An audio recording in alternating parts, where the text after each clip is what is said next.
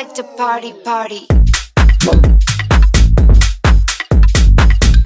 Go. Hey, this is Ale from Exron. I'm here with Mochakk. Yo, hello. How you doing? Thank you for meeting with us. Thank you. First of all, your set was amazing. It's It's always a pleasure. I saw you at Coachella. You killed it. So I'm just gonna get right into it. So when asked if there was a moment where you thought that you made it, you said that you're not quite there yet. What would it take, whether it's playing a specific venue, reaching a streaming milestone, or performing with a particular artist, that would make you feel like you made it?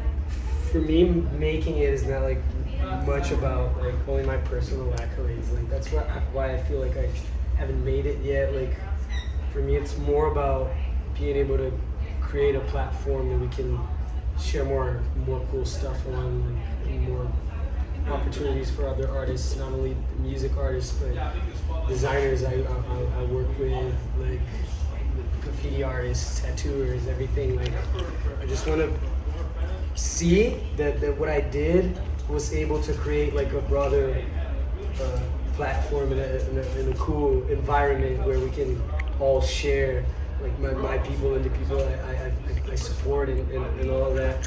And just when I see my friends' label party is going really nice, and my friends like doing events with other artists, with other tattoo artists, other graffiti artists, dancers, designers, whatever, and I see that everybody like kind of made it on their own game thing, and we're all correlated on the same environment. That's when I'm gonna feel like, yeah. Growing in the community, I love it. Yeah, definitely. All right. You know, you started producing hip hop around the age of 12 or 13. Yeah. What influenced you to switch and produce house music? When I met Caesar, the guy that has one of the labels I own with me, Doghouse, he actually taught me how to DJ back in the day. He had a party of his own at a club in Sorocaba, my hometown, called Pink Elephant. That was the name of the club. It was a filial of Pink Elephant, because they had multiple clubs with the same name around the world, in their cities and everything. And they had one in my hometown, and he had a party there, like a label party that he was throwing, like an underage party, like for kids 12 to 17. Oh my gosh. Yeah, and I was 15, 16 at the time, kind of. And yeah, I met him in front of my school. He like invited me to be a promoter for the party with him and sell tickets in my school and stuff like that. And we became friends. Like I sold tickets for the first of the parties that I got invited to work with, and then after that one, we became buddies, and I started showing him my beats and stuff like that. He was like, maybe you can try to produce house and the stuff that I'm playing at the club, and like do your own tunes and stuff, and I can teach you how to play, and you can DJ at the party. And I was like, yeah, let's do it. So he started showing me like the Brazilian DJs that were doing house and stuff like that, like the early Illusionized stuff, the early Vintage Culture stuff, the early A-Lock stuff, like from 2015, that era. And it got me. I started doing my own stuff, and he taught me how to DJ at his place with his little controller and everything. House. So after that, I started DJing at his parties and producing my own house tunes and playing my own tunes at his club and stuff like that. So that's how I started doing house after I was doing hip hop and stuff. Yeah. So congrats are in order for your spectacular circle in Sevilla. Thank you. It was special, so special. Are there any major venues or unconventional locations that you would hope to knock off your tour list next? Oh yeah, that's a cool one. There's a place I've been to in Ibiza called Pikes. And it's really, really fun. Like there's one of the rooms, it's like a big cozy room. The vibes in there were stupid. The damn was there. It was super, super great. It was Eats Everything playing, I think. Yeah, for a couple of hours. Such a fun night. Let me think about some other places. There's countries I want to go to a lot. Like, I really want to go to Japan. I really want to go to Egypt. And stuff that I'm already like trying to work around. Yeah, scoping and trying to make happen. Yeah, there's a bunch of cool places that I want to go still. I've seen a bit. I've the world, but Yeah, there's, I mean, there's I plenty bet. much more, plenty much more. Let's go. Yeah. Excited to see it all. It must have been quite the experience doing a surprise back-to-back with Vintage Culture at Coachella. Oh, that was so fun. Yeah, and a back-to-back with Classmatic at UC Vegas. Yes. Who would be your next choice to go back-to-back with? The next choice. Oh, that's a hard one. There's so many people I would love to go back to back with. Honey Dijon is one of my favorite DJs, if not the favorite DJ.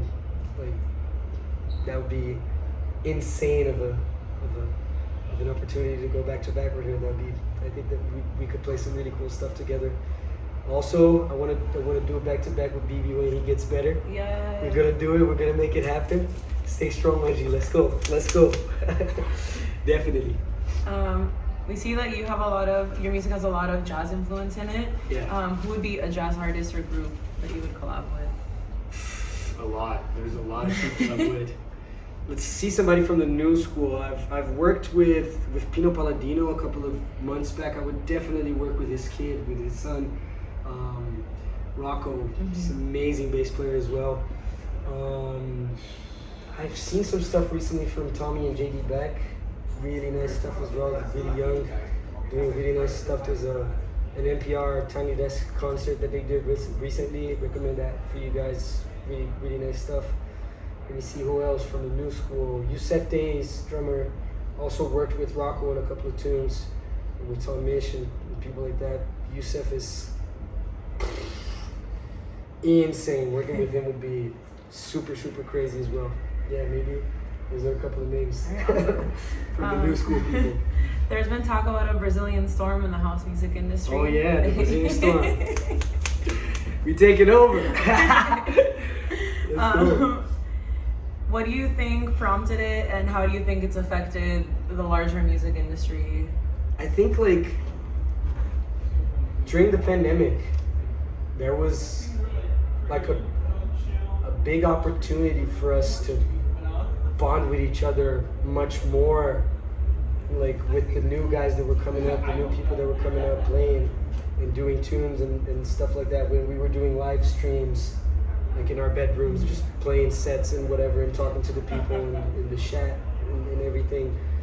I actually met a lot of young producers and young DJs that were doing their own thing, doing it their own way, and doing really interesting stuff. And we started all creating this really big group of people, kind of moving forward in the same like motive, I would say. Like, we were motivated by the same questions, and we wanted the same answers from what we were expecting from the scene at the time, and we wanted to like make our own little twist to the stuff that was happening at the time.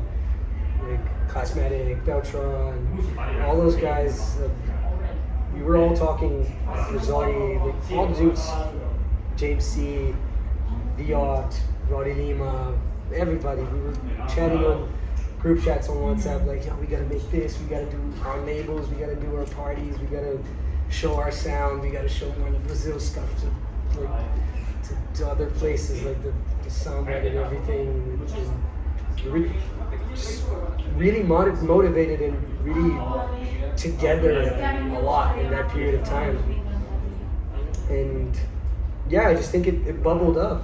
Like, we were all inspired and working on our stuff. It just grew really big on us, and everybody was really inspired, doing their best tunes, and it just aligned up for a period where a lot of great tracks have come from those producers, and now they're doing their first tours and everything. So it's a really beautiful moment to see. Like, I feel that Europe, the North America, Central America, South America as a whole, the whole world is now like with their ears open to see what's coming out of Brazil. I think it feels a bit of like a golden era for Brazilian producers, and the world is liking what they're hearing from us, and it's such a nice window of time to be active in and to be helping to make like that storm keep going and keep like getting more people wet into our little Brazilian waters. And also as a Latina, I feel like it's like special to hear like Spanish or any other culture, just like emanating through music. I think it's you're clearly doing something right. Exactly. Yeah. Can you think of any up and coming artists with smaller followings that listeners should keep an eye out for? Oh, definitely. There's a bunch. Duarte, Roddy Lima, James C, Priscilla Diaz. Let me see who more. Those are all Brazilians. Let me think. Help me to die. Names to pay attention to. Up and coming producers from Brazil. No caps? No Caps. No Caps is insane. RHR as well. RHR. Prado? Yeah. Prado. Prado is Prado. Prado with like dots in between the letters. Insane producer. So versatile. Does everything. Break beats, house, trance, tech, whatever. Crazy producer. Yeah, a bunch of people. Delco as well, Bauhaus. Oof, a bunch of people. I could go on for hours and hours. The Brazilian storm is really wide. Okay, well, that's our interview. Thank you again to Mochakk. This is Ale from Exron. Thanks for you guys. watching. See you around.